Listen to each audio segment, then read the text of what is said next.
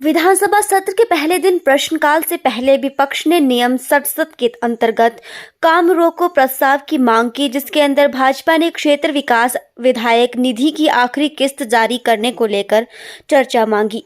इसके बाद सदन में गहमागहमी के बीच बहस चलती रही, मगर बेनतीजा बहस के बीच विपक्ष ने सदन से वॉकआउट कर दिया। नेता प्रतिपक्ष जयराम ठाकुर ने इस दौरान कहा कि विपक्ष ने नियम 67 के तहत काम रोको प्रस्ताव की मांग की और क्षेत्र विकास विधायक निधि को बहाल करने पर चर्चा करने की मांग की थी, लेकिन सरकार की ओर से गोलमोल जवाब देने की कोशिश की गई, जिसको लेकर विपक्ष ने वॉकआउट करने का फैसला लिया। बहुत ऐतिहासिक घटना है कि हिमाचल प्रदेश में किसी सरकार का बजट सत्र का पहला दिन और पहले दिन ही ऐसी नौबत आ जाए कि विपक्ष को वॉकआउट करना पड़ जाए।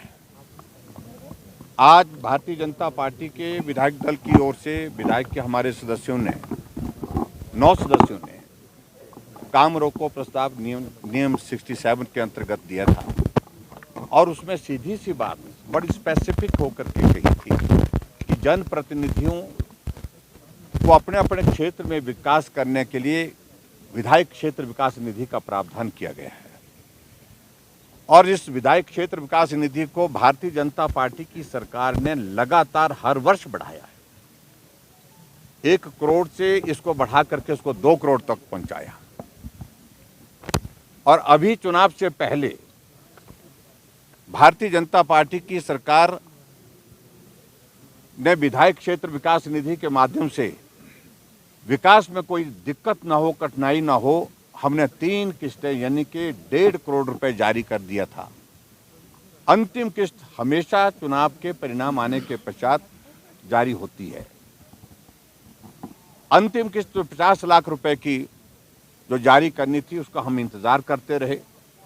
हमारे माननीय विधायक अपने अपने क्षेत्र में जा करके लोगों के बीच में विभिन्न विकास कार्यों की घोषणा कर चुके हैं और डिप्टी कमिश्नर के यहाँ पर पत्र लिख करके कई जगह कुछ विधायकों ने लिखित रूप से भी दे दिया कि ये हमने अनाउंस किया है विधायक क्षेत्र विकास निधि में से इस पैसे को जारी किया जाए। लेकिन अभी मालूम पड़ा कि जब एनुअल प्लानिंग की मीटिंग थी उस दौरान मुख्यमंत्री महोदय जी ने वहां पर अपने संबोधन में कहा कि विधायक क्षेत्र विकास निधि की अंतिम किस्त जारी नहीं करेंगे। हम सोच रहे थे कि इन्होंने कहा है शायद कुछ वक्त बाद इस पर पुनः विचार करेंगे, लेकिन आज फिर से जब जवाब दिया गया तो उस जवाब में भी इन्होंने यही कहा कि अगर रेवेन्यू में बढ़ोतरी होगी तो हम इस पर विचार करेंगे। विचार करने का सवाल ही पैदा नहीं। और हमेशा मुख्यमंत्री जी बार बार हर जगह पूरे प्रदेश में कह रहे हैं कि बजट प्रावधान नहीं, बजट प्रावधान नहीं। मेरी बजट स्पीच है पिछले साल की इसी माननीय सदन में, जब हमने विधायक क्षेत्र विकास निधि को बढ़ा करके 2 करोड़ करने की घोषणा की और 2 करोड़ में से हमने 1.5 करोड़ हमने जारी कर दिया है। 50 लाख रुपए बजट प्रोविजन जो किया गया है उसके अंतर्गत जारी होनी बाकी है। अब कथनी में करने में जो अंतर है उसी सारे विषय को लेकर के हम कह रहे हैं। सीपीएस बनाने के लिए वहां इनको खर्च जो है वो ध्यान में नहीं आ रहा है। चेयरमैन बनाने के लिए इनको खर्च जो है वो होगा सरकार की ओर से, वो ध्यान में नहीं आ रहा है। हमेशा एक ही बात रो रहे हैं, एक ही बात रोना कि भाई हमारे ऊपर लाइबिलिटीज है, गवर्नमेंट का जो फाइनेंशियल हेल्थ अच्छी नहीं है। तो हमें मालूम है, वो अच्छी तरह से मालूम है। आप जो भी करना है अलग जगह से करिए, अलग प्रोविजन करिए, लेकिन जो क्षेत्र के विकास के लिए विधायकों के लिए जो राशि मिलती है विधायक निधि के रूप में, कम से कम उसको जारी करें। और आज जिस प्रकार से सारी चर्चा को फिर हट फिर करके उसी तर्ज पर संस्थान खोल दिए, संस्थान खोले, आपने भी खोले थे, हमने तो चलाए। आपने तो संस्थान खोलने जो 6-6 महीने 8-8 महीने से चले हुए संस्थान वो बंद किए। इसलिए वर्तमान सरकार जिस प्रकार से काम करने का अपना तरीका अख्तियार किए हुए हैं, यही कारण है कि 3 महीने के अंदर परिस्थिति ऐसी बन गई कि हजारों की संख्या में लोग सड़कों पर आ गए। सरकार के खिलाफ चारों तरफ रोष है और भयंकर आक्रोश है। और यही तक नहीं, ये आक्रोश कांग्रेस पार्टी के विधायकों के बीच में भी है, उनके विधायकों में भी है। उनकी ही पार्टी के एक वरिष्ठ विधायक ने लिख करके दे दिया अपनी पार्टी के अध्यक्षा को और मुख्यमंत्री के बारे में उन्होंने क्या कहा, मैं उस बारे में कहने नहीं चाह रहा हूँ। ये परिस्थिति 3 महीने के अंदर आ गई। तो चारों तरफ एक निराशा का माहौल है और विपक्ष की एक भूमिका है, और विपक्ष की भूमिका है कि जहां भी जन विरोधी निर्णय होगा, जो भी निर्णय जनहित में नहीं होगा, हम उसके लिए विधानसभा के अंदर भी अपनी आवाज बुलंद करेंगे, हम उसके लिए अपनी आवाज विधानसभा के बाहर भी बुलंद करेंगे। इसलिए आज हमने जो नियम 67 के अंतर्गत जो प्रस्ताव दिया था, काम रोको प्रस्ताव, हमने उस पर चर्चा मांगी थी।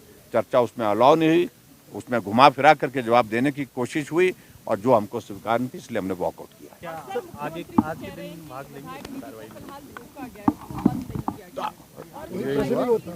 देखिए, फाइनेंशियल ईयर के कुछ दिन बचे हैं।